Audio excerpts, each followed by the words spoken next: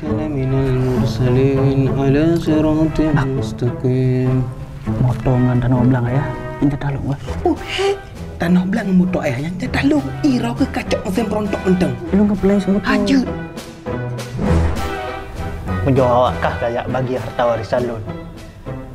Pegat ilai akta kematian lu. Alihnya baru je ka bagi harta warisannya.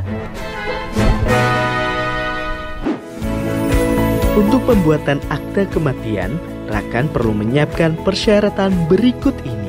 Surat keterangan kematian dari rumah sakit atau kepala desa, fotokopi kartu keluarga, fotokopi KTP pemohon. Manfaat akte kematian antara lain mencegah data almarhum disalahgunakan, memastikan keakuratan data penduduk, mengurus penetapan ahli waris, mengurus klaim asuransi, persyaratan untuk melakukan perkawinan kembali bagi suami atau istri almarhum. Ayo ke Disduk Capil Kabupaten atau kota setempat dan semua pelayanan gratis.